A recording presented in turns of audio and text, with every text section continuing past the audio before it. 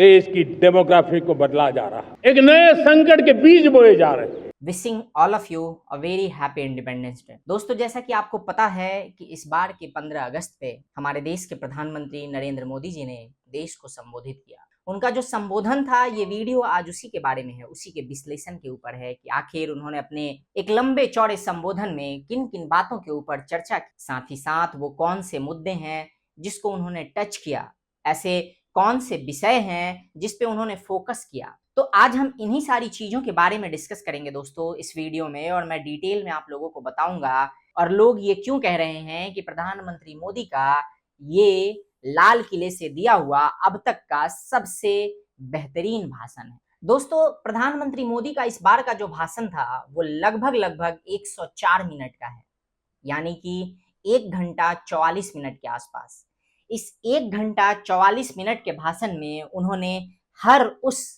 महत्वपूर्ण मुद्दे को टच किया, साथ ही साथ अपने वोटरों के संवेदनाओं को, उनके एक्सपेक्टेशन को, उसको ध्यान में रखते हुए भी उन्होंने इस बार का संबोधन दिया है। इस बार का संबोधन वाकई कई मायने में काफी उच्च कोटि का है, और बल्कि यूं कहें कि वो उनकी प्रतिबद्धता को दिखाता है। वो प्रतिबद्धता जो उनका देश के प्रति है, वो कमिटमेंट जो उन्होंने खुद से कर रखा है, और साथ ही साथ जो उन्होंने देशवासियों से कर रखा है। इस बार का जो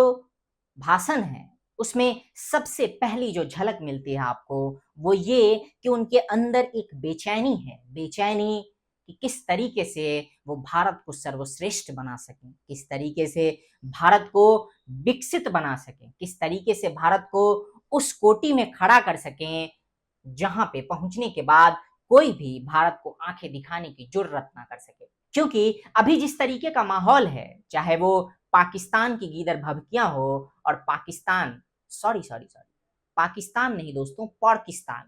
पाकिस्तान और उसका जो मुल्ला मुनीर है, जिसका नाम आसिम मुनीर है, जो फील्ड मार्शल है, लेकिन लोग उसको फील्ड मार्शल भी बुलाते हैं, और जिसके इशारों पे भारत के खिलाफ आए दिन अलग अलग तरीके के प्रोपेगेंडा होते रहते हैं, साजिशें होती रहती हैं। हमने देखा है कि किस तरीके से अभी बीते समय में क्या कुछ हुआ है, और इस सब के पीछे कहीं ना कहीं आसिम मुनीर ही जिम्मेदार है। इसके बाद मैंने अपने पुराने वीडियोस में आप लोगों को बताया भी है कि किस तरीके से मुल्ला मुनीर ने भारत को न्यूक्लियर धमकी भी दी है, वो भी अमेरिका में बैठ के। ये सारी चीजें हैं दोस्तों। इससे इतर अमेरिका का जो रवैया है, अमेरिका का पप्पू यानी कि टप्पू राष्ट्रपति, जिसको बेवकूफ कहना भी अनुचित नहीं होगा, जिसका नाम ट्रंप है, वो जिस तरीके की बचकानी हरकतें कर रहा है, या जिस तरीके से कहें कि उसको एक सुपर पावर देश होने का जो अहम है, जो ईगो है उसके अंदर, और जिसके तहत वो प्रयास कर रहा है कि कैसे भारत को परेशान किया जा सके, भारत को आंखें दिखाई जा सके, भारत को कंट्रोल किया जा सके, भारत के ऊपर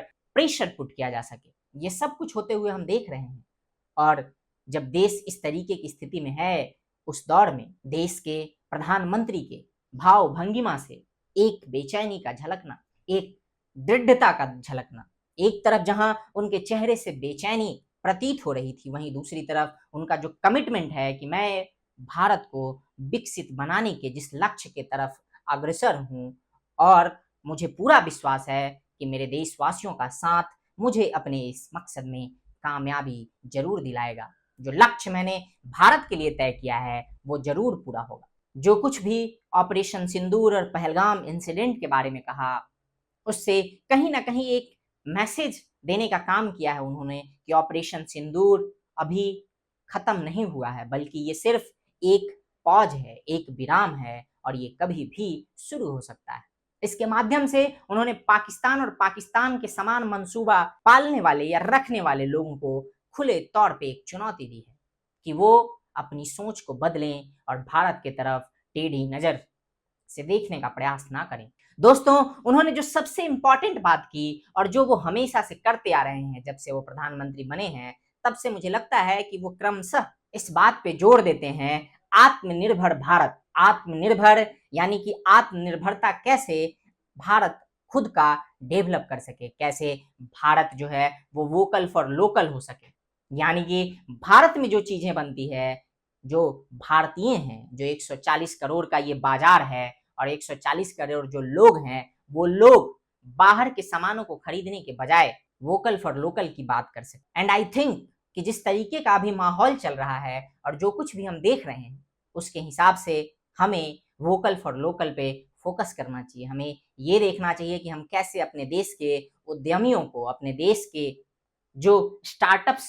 हैं, देश के जो अलग अलग बिजनेस हाउसेस हैं या उस तरीके का कोई भी व्यवसाय है, उसको हम कैसे सपोर्ट कर सकते हैं। और उसका एक ही तरीका है, वो ये कि अगर हम उनके प्रोडक्ट या सर्विसेज को बाई करते हैं। जो लोग भी वोकल फॉर लोकल की बात कर रहे हैं, चाहे वो प्रधानमंत्री हो या जो कोई भी, उन सबको पता है कि अभी हमारे देश में हर प्रोडक्ट या सर्विसेज लोकली अवेलेबल नहीं है। कई सारे ऐसे सेक्टर्स हैं, कई सारे ऐसे प्रोडक्ट, सर्विसेज एंड गुड्स हैं जो लोकली नहीं बनते या मैन्युफैक्चर नहीं होते, या अगर होते भी हैं तो उस क्वालिटी के नहीं होते। बावजूद इसके हमें वोकल फॉर लोकल से ये समझना चाहिए या इसको कुछ इस तरीके से अमल में लाना चाहिए कि हम कैसे जो भी प्रोडक्ट या सर्विसेज अवेलेबल है, जो उस कैटेगरी का है, उसको हम कैसे बाई कर सकते हैं, उसको कैसे हम परचेज कर सकते हैं और अपने डेली लाइफ में यूज कर सकते हैं। साथ ही साथ उसको कैसे प्रमोट कर सकते हैं, यानी कि अपने आस पड़ोस में, अपने दोस्तों के बीच में, अपने फैमिली फ्रेंड सर्कल में कैसे इस बात को ज़्यादा से ज़्यादा प्रोपेगेट कर सकते हैं। और मैं भी आप लोगों से यही कहना चाहूँगा दोस्तों कि हमें वोकल होना पड़ेगा अपने लोकल गुड्स एंड सर्विसेज के लिए, अपने लोकल मैन्युफैक्चर्ड प्रोडक्ट्स के लिए। And it's our combined responsibility कि हम इस चीज को ज्यादा से ज्यादा बढ़ाएं, इस चीज को ज्यादा से ज्यादा प्रोपेगेट करें। इससे इतर दोस्तों, जो उन्होंने सबसे अहम, जिस पे उनका फोकस रहा पूरे संबोधन में, मोर और लेस, वो था सुरक्षा। कि कैसे देश की जो सुरक्षा है वो ज्यादा सशक्त हो, कैसे हम देश को और ज्यादा सशक्त कर सकते हैं सुरक्षा के मामले में। क्योंकि उन्होंने अपने भाषण में कई दफा इस बात का जिक्र किया कि समृद्धि बिना सुरक्षा के नहीं हो सकती। समृद्धि का रास्ता भी सुरक्षा के रास्ते से होके गुजरता है। समृद्धि की जो मंजिल है वो भी सुरक्षा के रास्ते से ही गुजरती है। चाहे हम कितना भी समृद्ध हो जाएं, अगर हम सुरक्षित नहीं हैं, अगर हम अपने आप को सुरक्षित नहीं रख सकते, अपने परिवार, अपने देश, अपने राज्य को सुरक्षित नहीं रख सकते, तो समृद्धि का कोई फायदा नहीं। और वो समृद्धि फिर किसी काम की नहीं है, वो व्यर्थ है। तो इसलिए जितनी समृद्धि की जरूरत है, जितने हमें इस बात पे फोकस करने की जरूरत है कि हम कैसे एक समृद्ध भारत बना सकते हैं, उतना ही हमें इस बात पे फोकस करने की जरूरत है कि हम कैसे एक सशक्त और सुरक्षित भारत बना सकते हैं। चाहे वो सुरक्षा देश के बाहर के दुश्मनों से हो या फिर देश के अंदर बैठे उन गद्दारों से हो, जो खाते तो यहाँ का हैं लेकिन दिन रात वो इस लालसा में रहते हैं कि कैसे भारत को अंदर से खोखला और कमजोर किया जा सके, कैसे भारत को तोड़ा जा सके, कैसे भारत को की जो प्रोग्रेस यात्रा है उसको रोका जा सके। उन्होंने इस देश के युवाओं से, यानी कि आपसे और मुझसे, ये आह्वान किया, ये कहा कि हम सबको अपना पार्ट कंट्रीब्यूट करना चाहिए। हम जो भी कर सकते हैं, जिस भी क्षेत्र में कर सकते हैं, जिस भी तरीके से कर सकते हैं, इट्स आवर कंबाइंड रिस्पॉन्सिबिलिटी कि हम उस चीज में अपना योगदान दें। और आई थिंक कि हमें इस चीज को सीरियसली लेना चाहिए। उन्होंने इसमें और भी जोड़ते हुए कहा कि हम देख रहे हैं कि दुनिया में जो युद्ध है वो कितनी तेजी से बदल रहा है। अब वो युद्ध का समय नहीं जब आमने सामने की लड़ाई होती है, बल्कि अब जो युद्ध है वो मॉडर्न वॉरफेयर है, जिसमें कि टेक्नोलॉजी और एआई, इन सारी चीजों का इस्तेमाल काफी मात्रा में होता है और डे बाय डे ये बढ़ेगा। तो उस दृष्टिकोण से एयरफोर्स की जो भूमिका है वो काफी अहम हो जाती है और एयरफोर्स में एयरक्राफ्ट, फाइटर जेट्स, इन सब की भूमिका और ज्यादा अधिक हो जाती है। इसकी अनिवार्यता बढ़ जाती है दोस्तों। और उसके लिए ये जरूरी है कि हमारे देश में, हम देख रहे हैं कि कैसे एक समय था जब हम सारे फाइटर जेट्स देश से बाहर बने देशों में जो बनते थे या दूसरे देश की जो कंपनियां बनाती थी उनको इंपोर्ट करते थे, लेकिन अब हमारे देश में मैन्युफैक्चर हो रहा है। और जैसे कि तेजस हो गया, जैसे कि हम देख रहे हैं कि राफाल जो टेक्नोलॉजी ट्रांसफर हुआ है उसके तहत वो भी हमारे देश में ही बनेगा आने वाले समय में। और भी चाहे वो SU-35 हो, सुखोई 35 जो रसिया के साथ अभी ऑलरेडी उस पे निगोशिएशंस या चर्चा चल रहा है, इन सब के कंप्लीट टेक्नोलॉजी ट्रांसफर्स और मैन्युफैक्चरिंग हब की भी बातें हो रही हैं, जिससे कि जो निर्भरता है वो हमारे ऊपर, यानी कि खुद के ऊपर हो, हम आत्मनिर्भर बन सकें। और इसको बनाने के लिए, फाइटर जेट बनाने के लिए दोस्तों, एयरक्राफ्ट बनाने के लिए जो सबसे इंपॉर्टेंट होता है वो होता है इंजन। उन्होंने इस बात पे बल दिया कि कैसे जो एयरक्राफ्ट इंजन होगा, जो फाइटर जेट का इंजन होगा, वो भी स्वदेशी होना चाहिए, क्योंकि जो देश या जो कंपनियां इनको बनाती हैं उन पे रिलाई करना काफी घातक हो सकता है। और जिस तरीके से अभी जो जियो पॉलिटिक्स चेंज हो रहा है, जो प्रेशर पॉलिटिक्स देख रहे हैं, या तेजस नेक्स्ट जनरेशन का जो एयरक्राफ्ट बनना है, उसके लिए जो इंजन आना है वो अमेरिका से आना है, जीई से, जनरल इलेक्ट्रिक्स उसके इंजन को सप्लाई करने वाला है। और अमेरिका की जो कवायद अभी है, अमेरिका जिस तरीके से बिहेव कर रहा है, वो काफी समय से पेंडिंग है। तो इस बात को देखते हुए ये काफी इंपॉर्टेंट हो जाता है कि हम सुरक्षा के क्षेत्र में भी खुद को आत्मनिर्भर बनाएं, यानी कि भारत कैसे अपने आप को आत्मनिर्भर बना सकता है, इस पे फोकस करने की जरूरत है। और इसके लिए भी उन्होंने देश के युवाओं से, देश के अलग अलग उद्योगपतियों से, बिजनेस हाउसेस से, बिजनेस पर्सन से ये अपील की है कि वो लोग आगे आएं और किस तरीके से R&D के मामले में या और भी अलग अलग तरीके से हम कैसे उस चीज को डेवलप कर सकते हैं। आपको याद होगा दोस्तों, मैंने इस पे एक वीडियो भी बनाया था जिसमें मैंने आपको बताया था कि कावेरी इंजन की बात हो रही थी सोशल मीडिया पे। जब ऑपरेशन सिंदूर चल ही रहा था, उसके उसी दौरान या उसके 2-4 दिन बाद ही देश के अंदर से एक आवाज उठी कि हमें अपना खुद का कावेरी इंजन बनाना चाहिए, जिसे हम फाइटर जेट्स और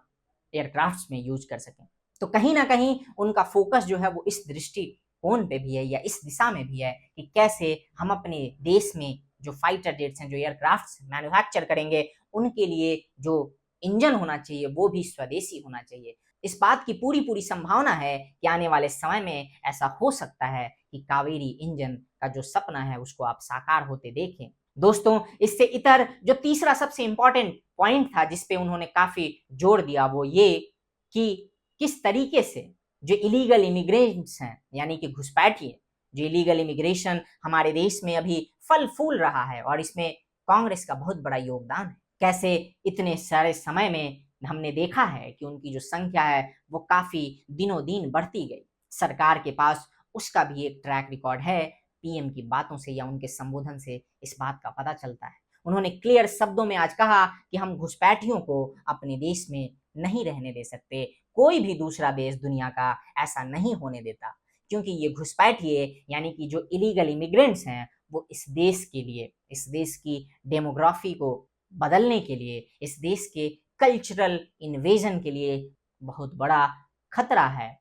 और अगर हमने इसके बारे में कुछ नहीं किया तो वो दिन दूर नहीं, वो समय दूर नहीं जब हमें बांग्लादेश जैसी स्थिति का सामना करना पड़ सकता है। ऐसा उन्होंने नहीं कहा, बल्कि ये मैं कह रहा हूं दोस्त, क्योंकि जिस तरीके से ये जो इलीगल इमिग्रेशन या इलीगल इमिग्रेंट्स का जो मसला है, इससे पूरी दुनिया त्रस्त है, चाहे वो अमेरिका हो या फिर यूरोप के देश हो या फिर बांग्लादेश हो। जिस तरीके से उन सभी का कल्चरल इन्वेजन हो रहा है, जिस तरीके से वहाँ पे क्राइम के जो ग्राफ्स हैं वो बढ़ रहे हैं, इसके बारे में भी उन्होंने बात की। उन्होंने सीधे सीधे शब्दों में कहा कि ये घुसपैठिए हमारे नौजवानों के रोजगार को छीन रहे हैं, ये घुसपैठिए हमारे बहन बेटियों को निशाना बना रहे हैं, ये घुसपैठिए आदिवासियों को बरगलाकर उनका जमीन हथियाने का प्रयास कर रहे हैं, और कोई भी देश इसे बर्दाश्त नहीं करेगा। और इन घुसपैठियों को देश से बाहर निकालने के लिए एक हाई लेवल या हार्ड कोर पॉलिसी या यूं कहें कि अभियान शुरू किया जा रहा है। दोस्तों, इससे इतर जो चौथा सबसे अहम बात था वो ये कि उन्होंने ये भी कहा है कि दिवाली इस बार की जो दिवाली होगी वो भारतवासियों के लिए डबल धमाका होगा, यानी कि वो जीएसटी रिफॉर्म्स करने जा रहे हैं। उन्होंने क्लियर शब्दों में कहा है कि जिस तरीके से अभी का जो समय है उसके हिसाब से जीएसटी मॉडर्न एज के हिसाब से रिफॉर्म की जरूरत है, तो वो भी हमें देखने को मिलेगा कि उसमें भी देश के लोगों को, भारतवासियों को उससे भी काफी फायदा होगा। इससे इतर दोस्तों, सुरक्षा के क्षेत्र में उन्होंने ये भी कहा कि वो आने वाले समय में, जैसे भगवान श्री कृष्ण का सुदर्शन चक्र है जिसने सूर्य को ढक दिया था ताकि अर्जुन जयद्रथ का वध कर सकें, उसी तरीके से भारत भी आने वाले समय में टेक्नोलॉजी के हिसाब से या इस तरीके से खुद को सशक्त करेगा कि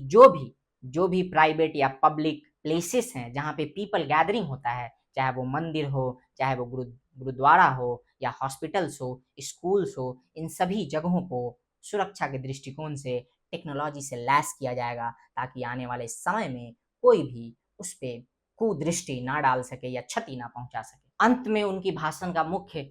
पॉइंट था वो ये था कि किस तरीके से उन्होंने स्वास्थ्य के ऊपर भी फोकस किया, जिसमें उन्होंने मोटापा की बात की। दोस्तों, इससे इतर उन्होंने रोजगार की बात की, जिसमें उन्होंने 1 लाख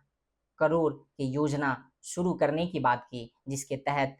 युवाओं को रोजगार दिया जाएगा। तो ये सारी चीजें जो हैं वो आज उन्होंने अपने संबोधन में कहा है। दोस्तों, अंत में जाते जाते मैं फिर से एक बार आप लोगों से यही अपील करना चाहूँगा कि आप लोग भी वोकल फॉर लोकल का ये जो मुहिम है इसको अपने कंधे पे उठाइए, और ये जो दायित्व है कि हम अपने एंड से इस देश की विकास गाथा के लिए, या इस देश को विकसित बनाने के लिए, इस देश को सुरक्षित और सशक्त बनाने के लिए क्या कर सकते हैं, इस पे आप लोग भी थोड़ा चिंतन कीजिए, और जिससे जो बन पड़े हम सभी को अपना अपना कंधा इस काम में लगाना चाहिए। बाकी वोकल फॉर लोकल के माध्यम से हमें इस मुहिम को आगे बढ़ाना चाहिए, जितना दूर तक हम इसे पहुंचा सकते हैं। दोस्तों, इसी के साथ मिलते हैं अगले वीडियो में। टिल देन, जय हिंद, जय भारत, नमस्कार।